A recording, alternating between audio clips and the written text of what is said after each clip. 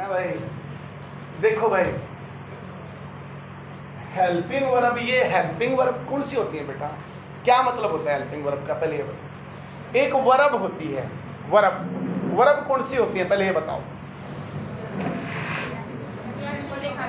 कौन सी होती है वर्ब? क्या बोलते हैं हिंदी में वर्ब क्या होती है?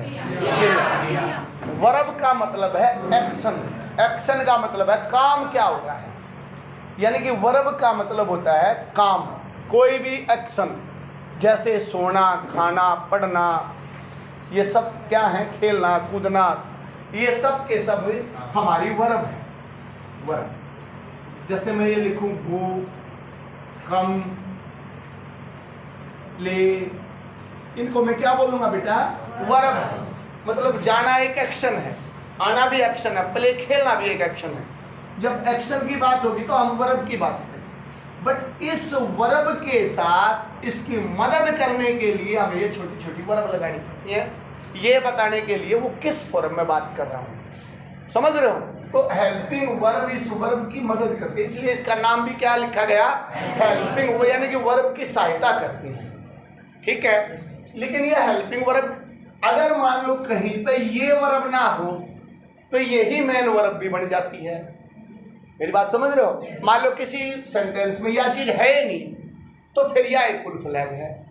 जैसे मैंने लिखा ही इज प्लेइंग, ध्यान से देखना बेटा, वैसे लिख रहे हैं ये भाई, मैं क्यों बता रहा हूं, मेरे को पता है बहुत सारे कुछ, लेकिन ये रटने में काम आएंगे आगे चल के, कहाँ क्या लगा देना है। मैंने लिखा बेटा ही इज प्लेइंग, आपने देखा प्ले आ रहा है, इज प्लेइंग मैंने ये लिख दिया, तो इसका मतलब ये क्या चीज है? हेल्पिंग। ये इस चीज की मदद कर रही है, इसकी मीनिंग क्या है? लेकिन मैंने लिखा he is a good boy, अब वर्ब गायब है, क्या है भाई? कहीं वर्ब, वर्ब नहीं है, एक्शन नहीं है कहीं भी, तो बेटा अब ये हेल्पिंग वर्ब नहीं है, ये क्या है? यही मेन वर्ब है। बात समझ में आई? अब आगे चलते हैं। हेल्पिंग वर्ब होती है भाई इज, एम, आर, और बताएं बेटेगा दिमाग में वॉज वर्ब भी होती है भाई, वॉज वर्ब, और बेटा वेरी गुड, सारी लिखते हैं एक बार, हैव भी होती है, हैव और हैड, और बेटा वेरी गुड, विल, शैल, और बोलो डू, डज और डिड, और बोलो बेटा, और बोलो, और भी कोई सुनिए कभी, और होती है हैज बीन, और क्या होगी? हैव बीन, हैड बीन, ये सारी होगी हैड बीन, और will have, shall have, will और शैल के बाद विल हैव और शैल हैव, आगे आगे चलते हैं काम। ये है कुछ मतलब इस तरह की होती है, ये हेल्पिंग वर्ब है सारी के सारी। अब देखो बेटा, ये हेल्पिंग वर्ब हुई, वर्ब मुझे पता लग गया एक्शन होता है। अगर मैं ये कहूं मॉडल्स कौन से होते हैं भाई? मॉडल्स कौन से होते हैं बताओ, बोलो शाबाश। मॉडल्स की सूरत देखेंगे क्या होती है, कैन, लिखता क्यों नहीं भाई? लिख, अरे ये बहुत काम की चीजें बता रहा हूँ, ये आ जाता है एक बार शीट एट में, ये आ रहा था, बताओ अंडरलाइन कर दिया, ये क्या है? वर्ब है, मॉडल है, प्रीपोजिशन है, तो ये आया हुआ था मॉडल है, तो ये हमें पता होना चाहिए सिंपल से, वैसे नहीं पाए। मैं कह रहा हूँ जिसकी ज्यादा वीक इंग्लिश है वो नोट कर लो, और जिसने जनरली इन चीजों का पता कोई जरूरी नहीं है, एक नॉर्मल बात बता रहा हूँ। कैन, कुड, और बताए सारा, बोलो बेटा, मस्ट, मे, माइट, मस्ट, और बताओ, और बोलो ओट्स टू, शाबाश, ओट्स टू, यूज टू, और बोलो देयर, नीड टू, और बोलो, और विल शैल भी हो जाते हैं भाई, will, shall, should, will, would, है ना भाई, ये भी होते हैं। Can, could, may, might, must, ought to, used to, need to, dare, और भी बचा कोई, और भी आ जाएंगे तो बात करेंगे। ये शकल से बेटा मॉडल्स होते हैं, ये हेल्पिंग वर्ब्स होती हैं, ठीक है, ऐसे पता लगा। प्रीपोजिशन कौन सी होती है भाई? प्रीपोजिशन ये और, to, at, in, into, over, before, after, ये सारी की सारी क्या होती हैं? इनको क्या बोलते हैं बेटा? प्रीपोजिशन। प्रीपोजिशन, ठीक है। लिखा भाई? लिख रहा भाई तू? क्या पता है? फिर भी लिख ले। कोई सारे लड़के लिखेंगे भाई, लिखो, चाहे पता हो चाहे ना हो, लिखो ऐसा लिखो, फिर मैं बाद में पता लगेगा पता ही नहीं था। Preposition over, before, after, between, along, along, beside, और बताएं, ऑफ, अंडर, बिलो, ये सारी की सारी भाई प्रीपोजिशन हो, ठीक है बेटा, इनको प्रीपोजिशन बोला जाता है। ओके,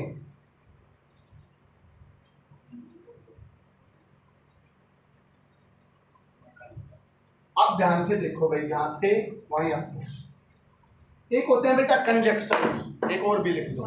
कंजक्शन क्या होते हैं भाई? ये लिख लो, कंजक्शन का मतलब जोड़ने वाले, आपस में सेंटेंसों को जोड़ेंगे। कौन कौन से होते हैं? बोलो शाबाश। एंड, और बोले बट, बिकॉज, वेदर, यट, इस तरह के ये क्या होते हैं भाई? कंजक्शन होते हैं, मतलब दो चीजों को जोड़ेंगे, ठीक है। चलो ये भी आपको पता होना चाहिए। अब मैं क्या बताना चाह रहा हूं बेटा, वो समझो। आज मैं आपको क्या बताना चाह रहा हूं, हमने लिखे हेल्पिंग वर्ब। जो टेंस होते हैं ना, टेंस हमारे कितनी तरह के होते हैं भाई? 3 तरह के होते हैं। कौन कौन से बेटा?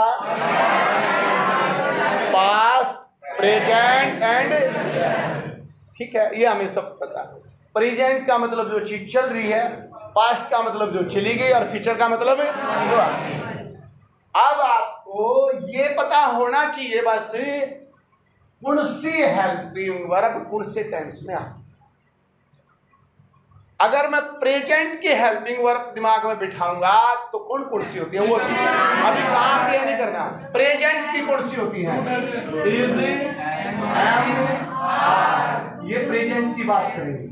ये चीजें पास्ट की फ्यूचर की बात कर ही नहीं सकती। कहाँ की बात करेंगी? प्रेजेंट की बात हो रही है, ठीक है भाई। ये चीज, ये प्रेजेंट की बात। और प्रेजेंट की बात क्या करेगा? वेरी गुड बेटा, हैज, हैव, यो भी जहां भी होगा केवल एंड केवल प्रेजेंट की बात करेगा, और कोई बात नहीं करेगा, ठीक है। और बेटा वेरी गुड, हैड के साथ कुछ भी लगाओ वो प्रेजेंट की बात करेगा, लिख लो, लेकिन फिर भी हैज बीन, हैव बीन, ये तो एक एक्स्ट्रा चीज है, बट हैज, हैव का मतलब प्रेजेंट की बात कर रहा है, ठीक है भाई। और एक और चीज, वेरी गुड, डू और ये भी प्रेजेंट की बात करेगा, लिखो। आप ये लिखते चले बेटा, टेंस नहीं सीखेंगे अभी, पहले इन बातों को समझो। क्या आप पहचान सकते हो ये सेंटेंस देख के प्रेजेंट का है कि पास्ट का है? प्रेजेंट की बातें समझ में आई भाई? ये चीजें आपको केवल प्रेजेंट को रिप्रेजेंट करेंगे, ठीक है। एक और चीज, फर्स्ट, क्या चीज? और इसके साथ लिखो अकेली फर्स्ट फॉर्म, अकेली first.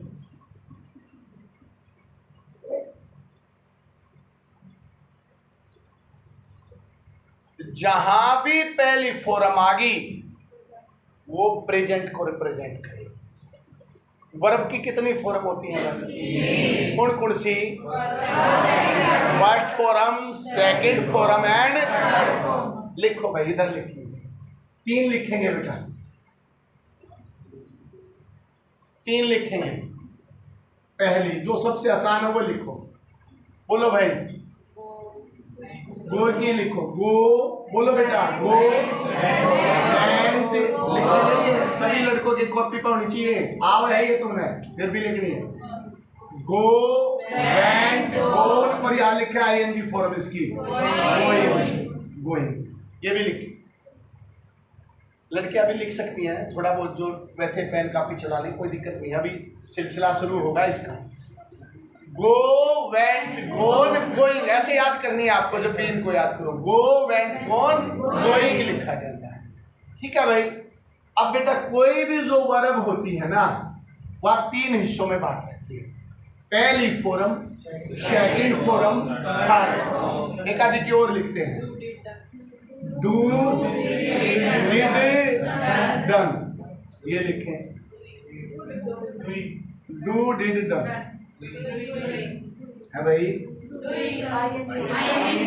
Doing, do did done doing. Doing माने क्या होता है? करना, कोई भी काम करना, ऐसे बोल सकते हैं। प्ले, बोल भाई, प्ले प्लेड रीडिंग और प्लेड, ये लिखा बच्चा। अब मैं इससे क्या लिखाना चाह रहा हूं, वर्ब होती है ये, वर्ब की 3 फॉर्म होती है, first form, second form, third form. ये पहली होती है, ये सेकंड होती है, ये थर्ड होती है। तो जहां भी क्वेश्चन में आपको पहली फॉर्म दिखाई दी, इट मीन्स वो किसकी बात कर रहा है? प्रेजेंट टेंस की बात हो रही है। यह बात समझ में आई या नहीं? बस ये प्रेजेंट टेंस की कहानी समझ में आई भाई। अब यहां लिखो, कोई पास्ट की बताएगा भाई? भाई वाज माने क्या होता है हिंदी में? वाज, वाज की हिंदी क्या होती है? हाँ। और वर की वह पढ़ रहा था, तो पास्ट की बात होगी ना। वे खेल रहे थे, तो पास्ट की बात कर रहे हैं। और इनकी इंग्लिश क्या होती है? वाज एंड वर। और बेटा एक हैड, 3 चीज होती है, हैज हैव हैड। तो हैज है इधर आगे, तो यहाँ क्या बचा? हैड बचा। और डू और डज यहाँ आगे, डू और डज, और यहाँ क्या आया? Second form. और हैड फॉर्म, बीन भी लिख सकते हैं, हैड बीन भी लिख लो, हैड बीन। यहाँ फर्स्ट फॉर्म की, यहाँ कौन सी आएगी भाई? जहां भी सेकंड फॉर्म आई सेंटेंस में, वो कौन सा टेंस है? तो यहाँ लिखे बेटा ओनली सेकंड फॉर्म।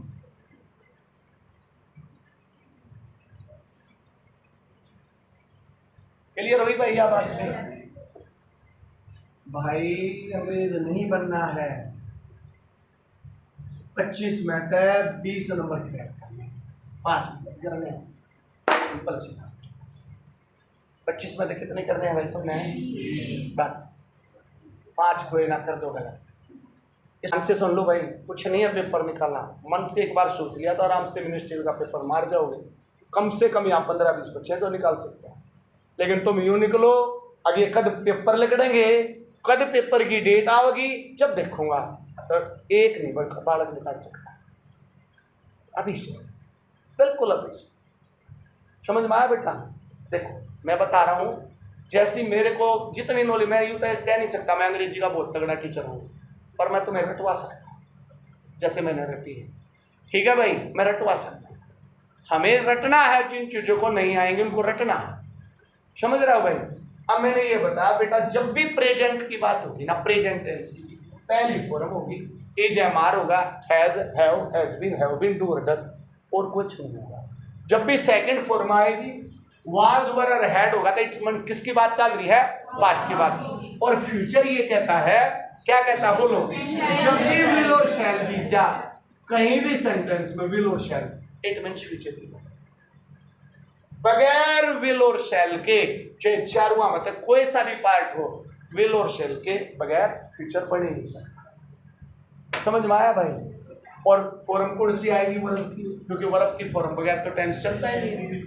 अगर विल और शैल के बाद फर्स्ट फॉर्म है तो फ्यूचर बनेगा, अकेली फर्स्ट फॉर्म थी तो क्लियर हुआ भाई? हम बात समझ पाए? अगर मैं एक टेंस सेंटेंस लिखूं तो ये पहचान दोगे ये प्रेजेंट है कि पास्ट है कि, बस ये पहचान दोगे भाई? ओके, वेरी गुड, शाबाश।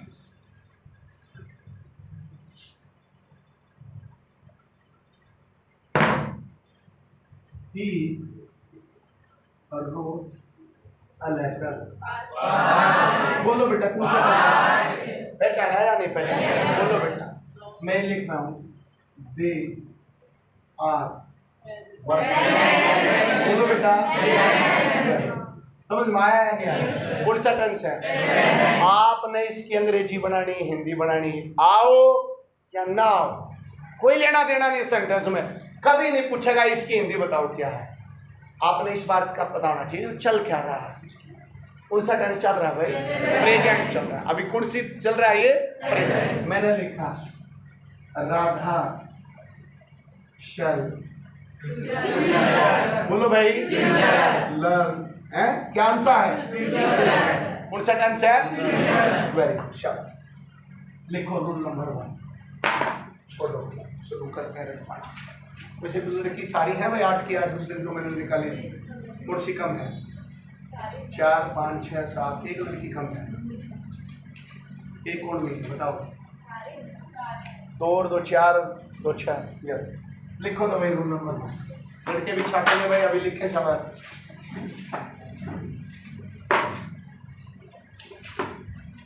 Do, does, did. पता लगा ये क्या है? हेल्पिंग वर्ब होती है बेटा। ये प्रेजेंट के हैं, ये ठीक है ना? ये होती है के साथ, के साथ। ऑलवेज मतलब हमेशा। वर्ब की फर्स्ट फॉर्म आएगी। कोई भी ऐसी IS नहीं लगेगा। जब भी डू, डज और डिड दिख जाए सेंटेंस में, आंख बंद करके पहली फॉर्म चूज करनी है। ना सेकंड लागे, ना थर्ड लागे, ना एस लागे, ना कुछ लागे। क्या लगाना है बेटा? क्लियर हुआ भाई? इसी तरह से ये छोटे छोटे वो आई फाइन ही रटना है। ये छोटी छोटी आपको 150 रटना। आपके पीछे नंबर ना लिख रहा था। ठीक है बेटा, लिख लिया भाई? पहला देखो क्या है ये, क्या लिखा बोलो? शाबाश। नेक्स्ट लिखो हैज, हैव, हैड। तीनों लिखोगा। हैज, हैव, हैड के साथ ऑलवेज। बोलो भाई। वर्ब की थर्ड फॉर्म।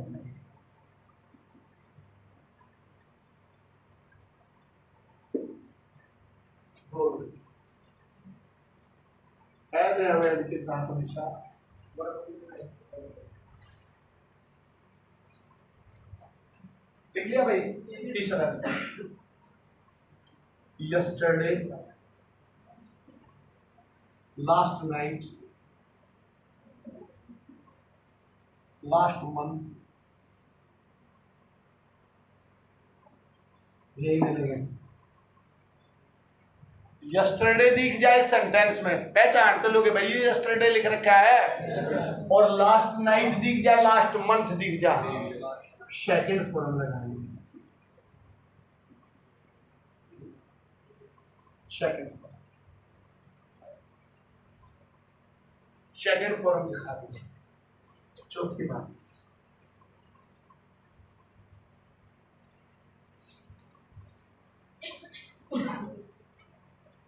जो भी नेचुरल बात होगी, नेचुरल बात बिल्कुल आराम से लिखो, थोड़ा समझना आप उस चीज को। कोई भी नेचुरल बात है, नेचुरल मतलब जो प्रकृति में है। भाई सूर्य पूर्व से उगता है, पश्चिम में छिपता है, नेचुरल बात है या फैक्ट है, बिल्कुल साइंटिफिक फैक्ट है। मतलब फैक्ट का मतलब ट्रू फैक्ट है। एग्जाम्पल लिख लेंगे इसके साथ में, बताऊंगा। ऑलवेज फर्स्ट फॉर्म में होगा, या लिखे प्रेजेंट में होगा, प्रेजेंट टेंस।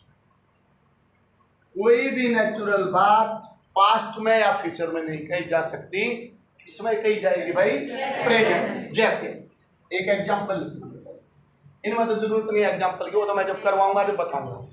लिख लो सन, यही लिखो, sun rises in the east. ये प्रेजेंट जब टेंस करेंगे जब पता लगेगा एस क्यों लगा, एस कई बच्चों को पता भी होगा। Sun rises in the east, ये नेचुरल ट्रूथ है कि भाई सूर्य पूर्व में उगता है। तो इसका मतलब कभी भी यह बात second form third form will shall में नहीं लिखी जाएगी। किसमें लिखी जाएगी? प्रेजेंट में लिखी जाएगी। ये बात है। एक और जैसे 2 and 2, 2 and 2 बोलो, मेक। ये भी फैक्चुअल चीज है, 2 और 2 4 होते हैं, तो ये भी किस में लिखी जाएगी भाई? प्रेजेंट में लिखी जाएगी। पांचवी बात,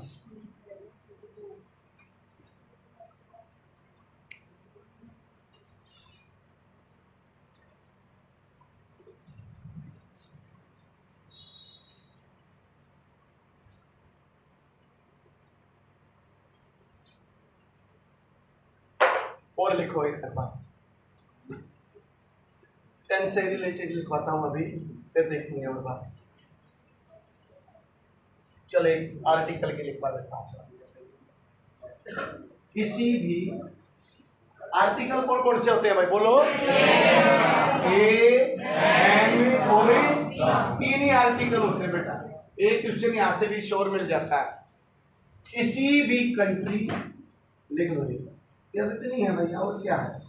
स्टेट, डिस्ट्रिक्ट, सिटी, नेम के साथ आर्टिकल नहीं लगता है। आर्टिकल नहीं। कोई भी देश हो, दा अमेरिका, दा इंडिया नहीं होता भाई। इंडिया, अमेरिका, दिल्ली, दा दिल्ली, ऐसे नहीं होता है।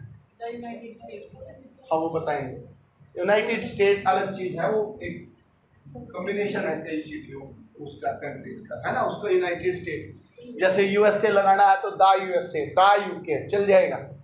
लेकिन कोई particular America, England, Britain, Pakistan, Bhutan, यूं नहीं कि तो बड़ा है देश इसका तो लगा दूंगा, कोई बात नहीं, तो कहीं भी नहीं लगेगा भाई। कंट्री कोई भी राज्य, दा हरियाणा, दा यूपी, कुछ नहीं, दा सोनीपत नहीं, दा मुंबई नहीं, और कोई भी नाम, दा नितिन, दा कपिल, ये नहीं।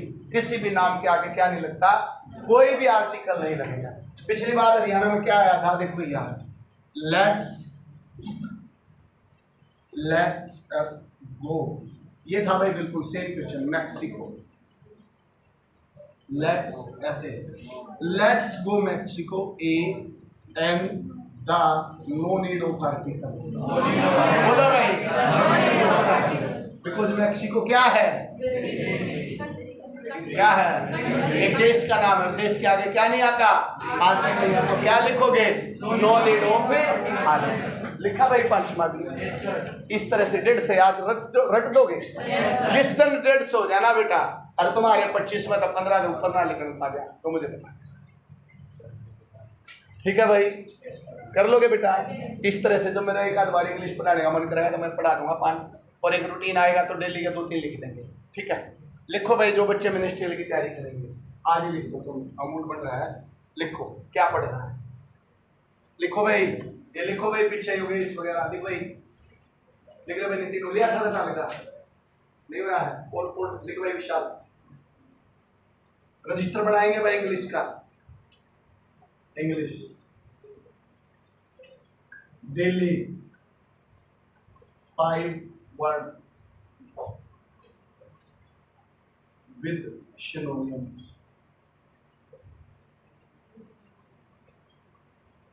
उसका सिनोनियम लिखना है, एंटोनियम्स नहीं लिखना है।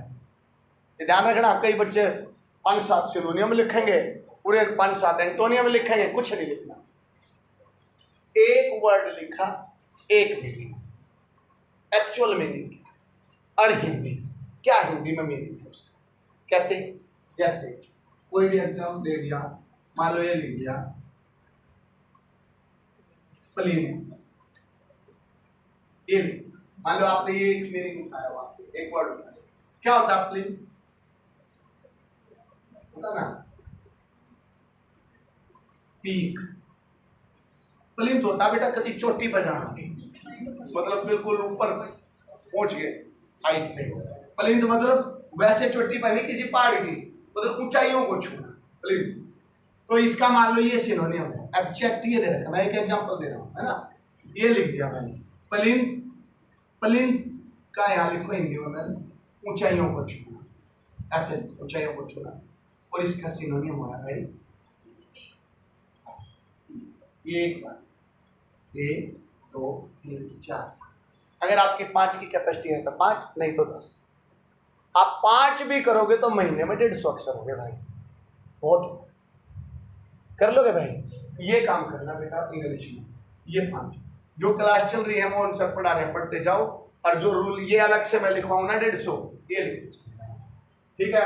और फिर बात करना इंग्लिश में नंबर बढ़े कि नहीं, ठीक है भाई। और कुछ भी इंग्लिश का नहीं चलेगा, कुछ भी अलग से, केवल जीके की तैयारी रखनी है जी। हाँ भैया रट लोगे 150-200 क्वेश्चन, रटने ही तो है भाई। देखो क्या रटवाया मैंने, देखो अभी याद नहीं होगे।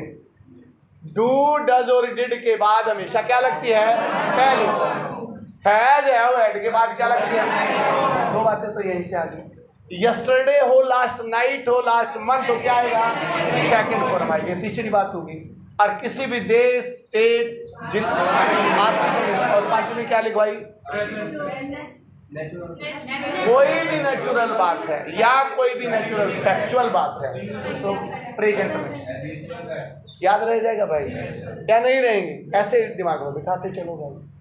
कर लोगे बेटा, ठीक है। ये चीज आपको डेली पढ़नी है। 10 कर सकते हो तो द बेस्ट है, 300 हो जाएंगे एक महीने में, मुश्किल नहीं है 10।